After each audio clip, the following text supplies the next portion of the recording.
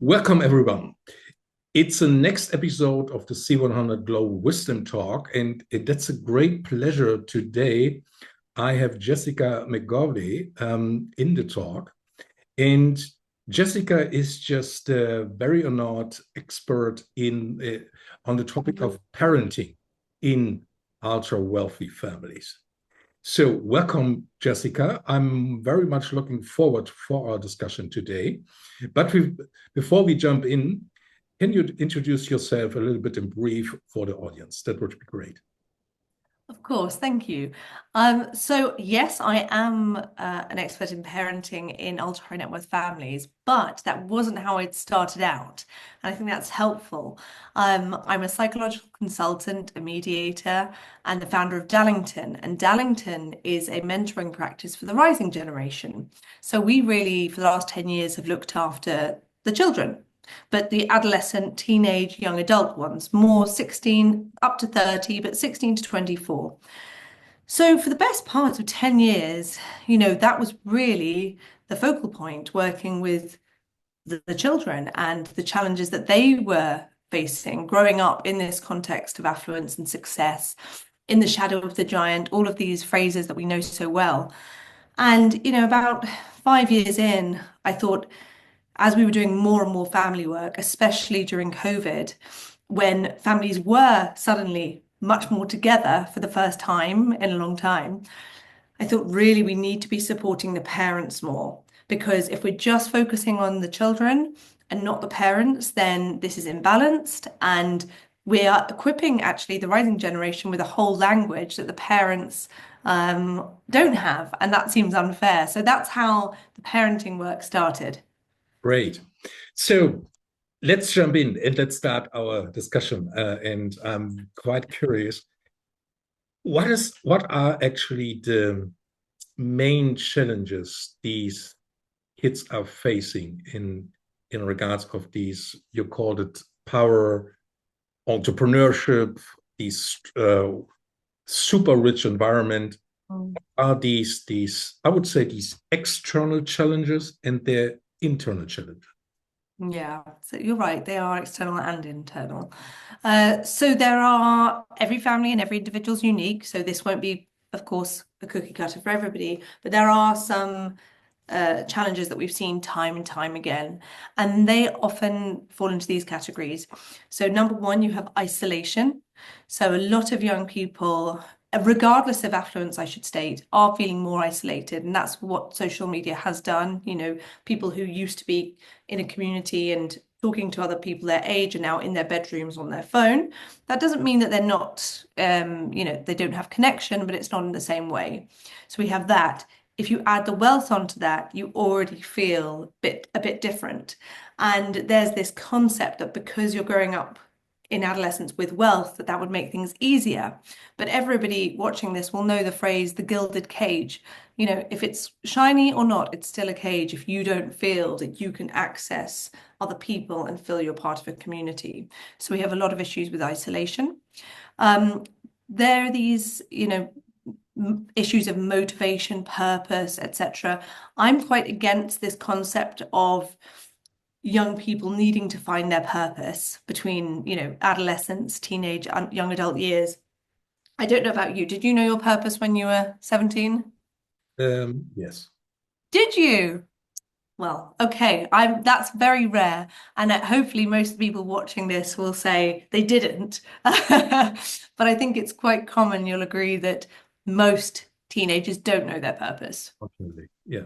Yeah. So if you're the child of a very, very successful, well-known individual or parents, family legacy, gosh, finding out your purpose is a pretty tall order. And I'm of the opinion that we let them be young. We just let them, make some mistakes, figure their path out instead of feeling they are set down a certain path, which in fact removes all of their will to find their own path and to be, accountable and motivated.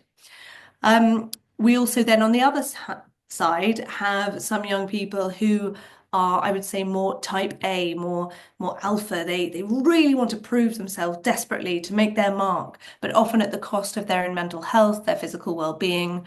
These are the people who are doing MBAs, Masters in Management, working in the family business, neglecting their social life, their friends, their all the things that make being, young, fun and wonderful, because they really want to prove that they are worthy of what they have inherited. So we see that as well. Okay. So I have a sentence in my head, and I had a discussion. I guess it's approximately 12 months ago with a wealth creator. He was in his mid 40s, and he had two kids.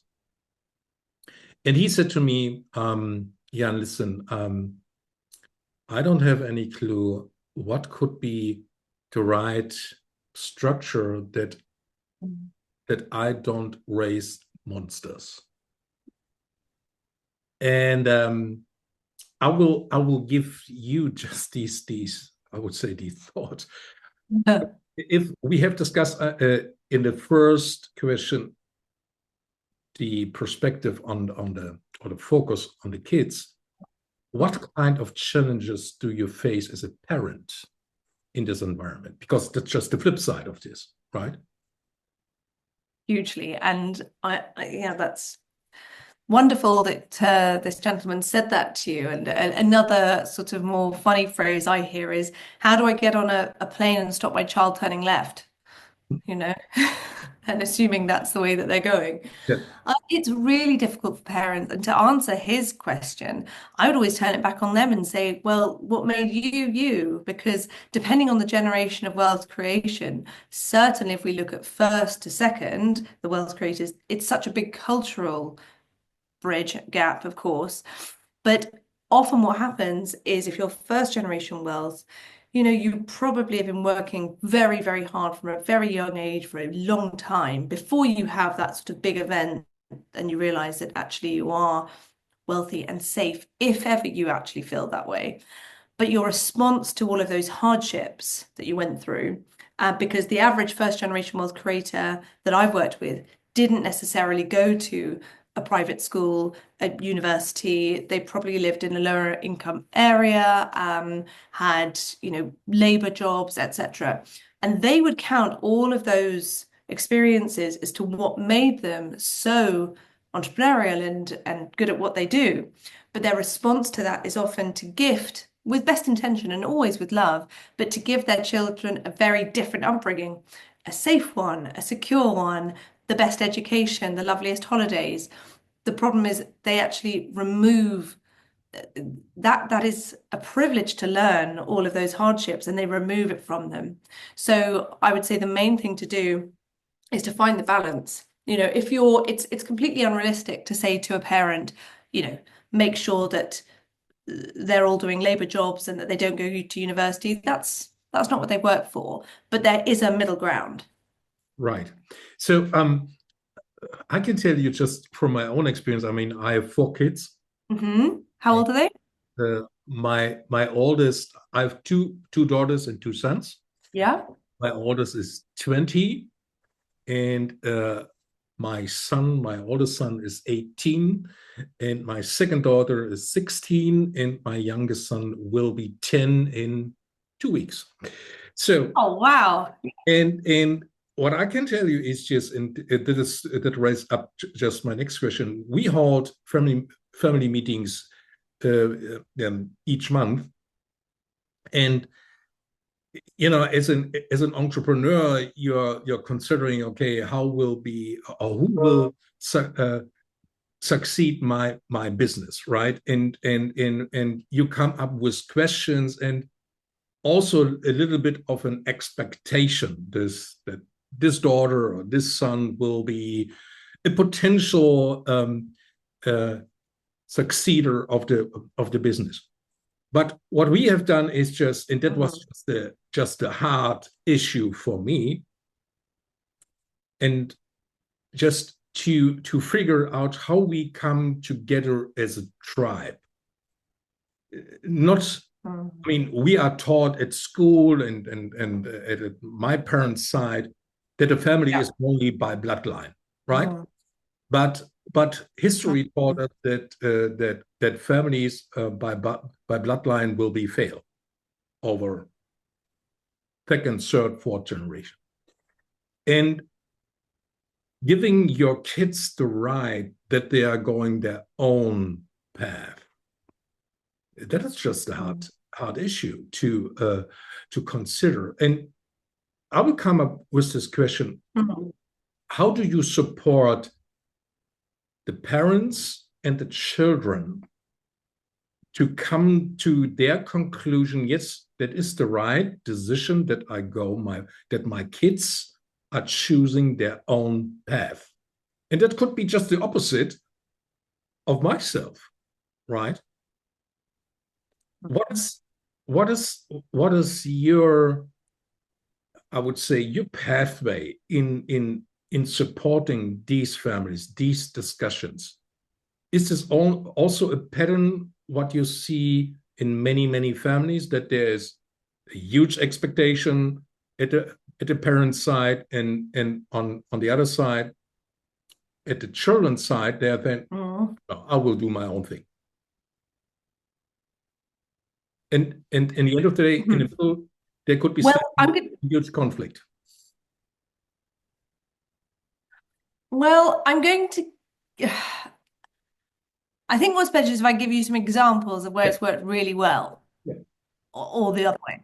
Okay, so the families who the next gen or the rising gen, the examples I can give you are when the rising gen has chosen to rejoin the family business, or to join in the first place.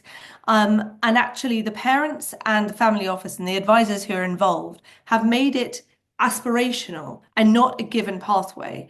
It wasn't a given that they would go from A to B to C and join the family business. It was actually that they would have to, if they wanted to, go through a number of, experiences and jobs and qualifications like anybody else to secure their seat in the family business, if that's what they were going to do. As a result, the individuals I'm thinking about went off, they tried their hand at other things, they worked for other people, and they came back to the family business in their late 20s, one was early 30s, not just ready, but so appreciative and thankful to be there, because actually, you know what, it's tough out there. Right. And to be in your family business with people that you do actually care about, who care about you, is an amazing privilege. That's true, absolutely. So from your own experience in your advisor work, what are the do's and the don'ts that should parents do, but also avoid? So taking into consideration your culture, your religion, of course, take this with a pinch of salt and adapt it to your family. But I think that the classic do's and don'ts are roughly as follows. Do allow your child to fail. So important, okay? Absolutely necessary. If they aren't learning to get back up, if you are always there with a safety net, they never develop their own self-esteem. The only person whose self-esteem is developed is yours, not theirs. So let them get back up. It feels harsh. As a parent myself, of course you want to jump in and help, but they are so much stronger for going through that. Yeah. Another one, there should be consequences. In life, there are consequences, good and bad. Consequences for hard work, effort, and the other way. Now, if you are the child of a family where there are lots of resources, often things that have gone wrong can get sorted out and smoothed over pretty quickly. That doesn't teach them anything, and so it's really important that if they do make mistakes, or if they do things that aren't behaviors that you approve of in your family, in your culture, in your community, that they have consequences to that. Okay, and that helps also the children to become resilient, that they empower themselves, right? So exactly. I mean, that's a very critical component. When do you start actually with your work, and in which age Yeah. your your typical, I would say, client base on the children's side? Yeah. So on the parent side, if I'm working with parents, that's any age. I've spoken to parents who are pregnant who haven't even had their first child yet, Yeah. which is fine. And I always say very successful families are typically very good at preparing the wealth for the children. They are not so good at preparing the children for the wealth. So when a parent comes to me and they haven't even had the child yet and they're thinking about how they prepare them, brilliant. I'm wonderful. Now, working with the child, I'm a big believer that we have to give them a childhood and not put too many of these programs on them too early, and that some things are just normal adolescent developmental, challenges and hurdles they'll go through. So typically we start around 16. Okay, okay. And would it be probably better to start also in an earlier stage? Just like It would be, but between 10 and 20 and 12, or just even earlier? absolutely. But I believe, again, this is just based on my experience, that I believe that that should happen, but in your home, in your kitchen table, in your living room, in environments that are in your home, because actually it's it's it's important that your children aren't exposed to lots of advisors at a young age, that they're actually their memories of some of these conversations around values, around behaviors, around money do happen with their authority figures who should be their parents. Okay, okay. So my final question for today, Jessica, is the follows. If you and I have the opportunity to schedule a meeting 500 years from now, yes, that could be hard to imagine, but it is what it is. What will be your perspective if we will see over the next 5, 10, 20, 30, 50 years more and more families of wealth? I call it just the democratization. Mm. What will be your perception in what are the or how the children's look like in 500 years of these wealthy families? And number two, what will be the implication and the influence of the society if we will see more and more families with wealth, and coincidentally also more children, because they inherit the wealth in the end of the day? What will be your perception on this? Okay, so my perception is pretty positive actually, given that the younger generation, and with each generation, they are far more focusing and investing in emotional well-being, in their mental health, in their communication skills. I think we can hope for really good things for future generations from these families. And I'm a big believer in the power of family and the institution of family and what that means, and that we are much stronger as families. So I'm very hopeful. I also think that the rising generation, the younger generation, these people that you're talking about in years to come, will have the proper support, both on the practical, emotional, and technical side that they need to both be given the space, but also the support to be really responsible wealth owners and really just great role models for society, all being well. That's great. So, and I will add, just please allow me just the last question. What will be Yes, of course. your advice if you have just the opportunity to talk now to, in I would call it just a new wealth creator family, and they're coming together. Hmm. Okay, we are completely blank. Hmm. What should we do? Right? What will be your advice in the first stage? I would I would ask them to be really curious and for them to ask themselves why they are creating the wealth. Mhm. Okay, because as you and I both know, there are many families who that they don't ask themselves that question, and then it runs them. And there's no point having a big garden and lots of nice pools if you can't play and swim in them. So being really intentional about why you're doing this and what benefit it's going to have to you as a family. And then I would say to place as much, if not more, emphasis on thinking about the human capital, the preparation of your rising generation, as you do on the legal tax and financial side. That's great. So, Jessica, that was a great pleasure for me and for the audience as And well. for me. And it is a very, very important topic, what we more and more spotlight on, because I mean, it will be often forget because we discuss only the money side, and forget also in many discussions how this actually influence our children's, because they are our future, right? And I appreciate a lot what you are doing with your efforts, and I would be more than happy if we can you continue our discussion on this important topic. For now, many thanks, and Many thanks. it was a pleasure, Jessica. Real pleasure. Thank you.